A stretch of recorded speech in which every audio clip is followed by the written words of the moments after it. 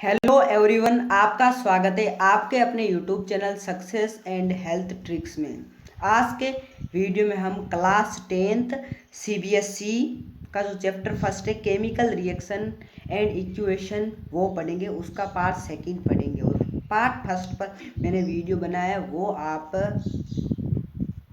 नीचे डिस्क्रिप्शन में जाकर उधर लिंक दिया है वहाँ से देख लीजिए, उस लिंक पर क्लिक करके। तो आज के वीडियो हमारे मेन टॉपिक हैं व्हाट इज केमिकल इक्वेशन।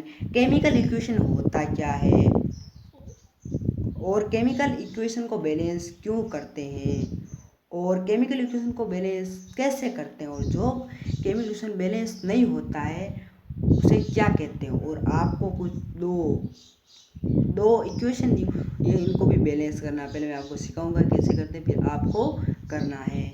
तो आज के वीडियो हम स्टार्ट करते हैं। केमिकल इक्वेशन क्या होती है इसके साथ में केमिकल इक्वेशन होती क्या है इसमें देखें तो लिखा हुआ है the method of representation. The method of representation A chemical reaction in chemical language is called chemical equation.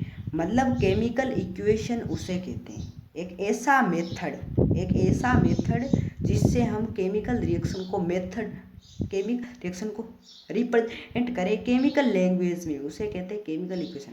समझते हैं केमिकल इक्वेशन किसे कहते हैं कि एक ऐसा मेथड जिससे हम केमिकल रिएक्शन को केमिकल लैंग्वेज में ही रिप्रेजेंट करें उसे कहते हैं केमिकल इक्वेशन, या सिंपल लैंग्वेज में कह सकते हैं representation of A chemical reaction, ऐसे कह सकते हैं। ठीक, और अब समझ गए होंगे कि केमिकल इक्वेशन होता क्या है। अब हम जान लेते हैं जो मैग्नीशियम, एक एग्जांपल जान लेते हैं। हम एग्जांपल के सामने समझ लेते हैं। जो ये रिएक्शन हुआ है मैग्नीशियम को ऑक्सीजन के साथ रिएक्ट कराया गया और मैग्नीशियम ऑक्साइड बनेगी। ये कैसे हुआ? यह जो मैग्नीशियम का रिबन होता है उसको ऑक्सीजन के साथ बॉन्ड करवा दिया और फिर क्या बनता है? Magnesium oxide. ये रिएक्शन होते हैं, इनको केमिकल लैंग्वेज में लिखते हैं, यही केमिकल इक्वेशन है। समझ गए होंगे आप। मैं लिखता हूँ, अभी देखो जो मैग्नीशियम है उसको मैं लिख देता हूँ Mg और जो ऑक्सीजन उसको मैं लिखता हूँ O2, फिर क्या बना? MgO। यही जो चीज़ है यही है केमिकल इक्वेशन। आप समझ गए होंगे कि केमिकल इक्वेशन क्या होती है।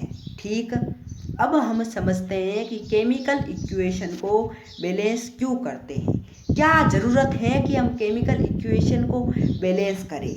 तो केमिकल इक्वेशन को हम बैलेंस करते हैं लॉ ऑफ कंजर्वेशन ऑफ मास को फॉलो करने के लिए। किसको फॉलो करने के लिए?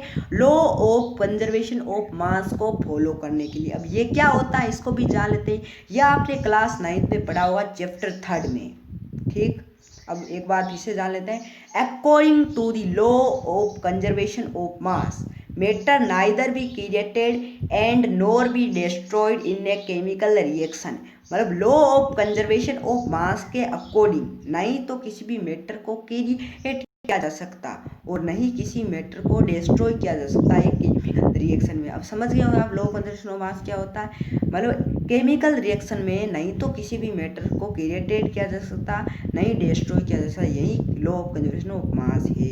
इसकी वजह से जो यहाँ पर Mg प्लस O2 MgO बना, इसमें रिएक्टेंट साइड और प्रोडक्ट साइड में एटम इक्वल नहीं थे और जो इक्वेशन बैलेंस नहीं होती उसको हम क्या कहते हैं? उस इक्वेशन को कहते हैं स्केलेटन इक्वेशन। क्या कहते हैं? Skeleton equation. मैं लिख रहा हूँ स्केलेटन इक्वेशन कहते हैं। क्या कहते हैं? Skeleton equation. समझ गए होंगे। हम समझ गए हैं कि केमिकल इक्वेशन क्या होता है, उसको एग्जाम्पल के सहित पूरी अच्छी तरह समझ गए हैं। और अब हमने समझ लिया लॉ ऑफ कंजर्वेशन ऑफ मास क्या होता है और केमिकल इक्वेशन को बैलेंस क्यों करते हैं। अब हम समझते हैं केमिकल इक्वेशन को बैलेंस करते कैसे। अब हम समझते हैं नेक्स्ट पेज पर। हाँ, तो अब हम सीखते हैं कि केमिकल इक्वेशन होती है उसको बैलेंस कैसे करते हैं। ठीक, तो हम सीखते हैं बैलेंस्ड केमिकल इक्वेशन। जो मैग्नीशियम है उसको ऑक्सीजन के साथ रिएक्ट करा, क्या बना? मैग्नीशियम ऑक्साइड, मतलब उसको बर्न किया। ठीक है, अब देखो सबसे पहले हमें याद रखना है कि हम कोई भी केमिकल किसी भी इक्वेशन को बैलेंस करें तो सबसे पहले आपको ये ब्रैकेट लगा देना है। ऐसे ब्रैकेट जो एलिमेंट होता है ना इसके, जैसे कि यहाँ पर एम जे, इसके ऐसे ब्रैकेट लगा दो, ऐसे ब्रैकेट लगाना। सबसे पहला तो यही स्टेप है आपका, यही स्टेप है कि आपको सबसे पहले ब्रैकेट लगाना है।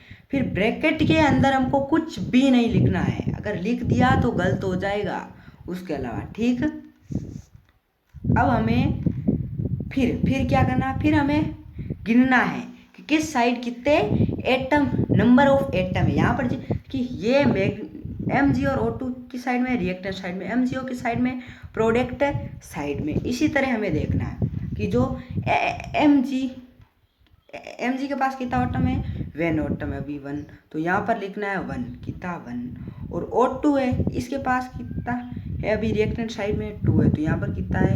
ऐसी एक टेबल बनाना है जिसमें एलिमेंट के, रिएक्टेंट के, रिएक्टेंट साइड में मैग्नीशियम कितने हैं, प्रोडक्ट साइड में कितने हैं, और ऑक्सीजन के रिएक्टेंट साइड में कितने हैं, और प्रोडक्ट साइड में कितने हैं। तो अब लिख लिया। अब प्रोडक्ट साइड में मैग्नीशियम का भी 1 है और ऑक्सीजन का भी 1 है, तो ये हम लिख लिए। अभी तक यहाँ पर मैग्नीशियम तो बैलेंस्ड है अभी तक, लेकिन जो ऑक्सीजन है वो बैलेंस्ड नहीं है।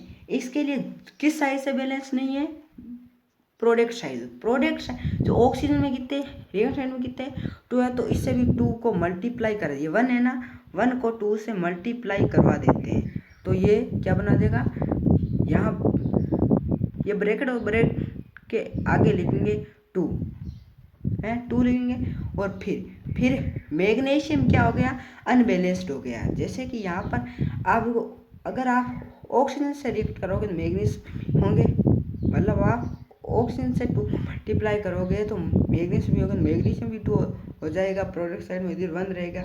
तो फिर जो मैग्नीशियम का रिएक्टेंट में ना, उसमें उसको आप 2 से मल्टीप्लाई करवा दो मैग्नीशियम को, अब ये बैलेंस हो गया। अब इसमें भी आपको जो कौन सी स्टेट का, ये सॉलिड का, लिक्विड का, गैस का, एक्चुअस के बारे में मैंने पिछले वीडियो में भी डिस्कस किया है, आप उस वीडियो को देख लीजिए, आपका कॉन्सेप्ट क्लियर हो जाएगा। ठीक, तो अभी हम इसको बैलेंस कर, अब मैं आपको जो स्टेट होते हैं उनके साथ, जो मैग्नीशियम है वो सॉलिड स्टेट में हो तो आगे एस लिख देंगे, और जो ऑक्सीजन है वो किस गैस लिख देंगे, जो मैग्नीशियम ऑक्साइड है वो गैस है तो यहाँ पर हम गैस लिख देंगे। सभी के स्टेट होते हैं वो लिखने, स्टेट यूपी बिहार राजस्थान नहीं है, ये स्टेट अलग है, सॉलिड लिक्विड गैस। ठीक, तो ये समझ गए होंगे। अब मैं आपको सही एकदम केमिकल इक्वेशन को पूरी बैलेंस की हुई उसको लिख देता हूँ। ठीक, तो देखो लिखता हूँ मैं ऐसे, 2Mg ब्रैकेट में गैस लिखता हूँ, फिर लिखता हूँ O2 गैस, और फिर गिव्स अस यानी ये एरो, और फिर MgO और लिख देता हूँ गैस। ठीक, ये है अभी तक हमारा बैलेंस्ड केमिकल, ये बैलेंस हो गया। हम अब बैलेंस करना सीख गए हैं। अब मैं आपको कुछ होमवर्क देता हूँ, वो आपको करना है और कमेंट बॉक्स में अपने आंसर बताने हैं, तो मैं आपको अब दे देता हूँ। तो आपके जो ये 2 इक्वेशन दी हुई हैं इनको बैलेंस करना है, बैलेंस करके कमेंट बॉक्स में आंसर लिखना है, और अगर आप नहीं कर पाते तो मेरे को बता देना, मैं आपको कमेंट बॉक्स में आंसर दे दूंगा, या आपको अलग से वीडियो बना दूंगा समझाने के लिए, और मैंने समझा दी। इनके लिए सबसे बेस्ट है प्रैक्टिस। अगर आप ये 2 सोल्व कर लिए तो आपको केमिकल इक्वेशन सोल्व करना आ गया है, बैलेंस करना आ गया है। तो इसी के साथ आज के लिए इतना काफ़ी है, आज का पाठ हमारा एंड होता है। और अगर आपको ये वीडियो अच्छा लगा तो वीडियो को लाइक कर दीजिए, और success and health tricks channel को सब्सक्राइब कर दीजिए, और अपने दोस्तों में भी शेयर कर दीजिए ताकि उनको भी इस वीडियो का लाभ मिल सके, उचित लाभ है।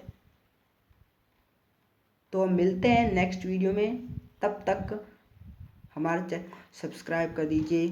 जय हिंद, जय भारत।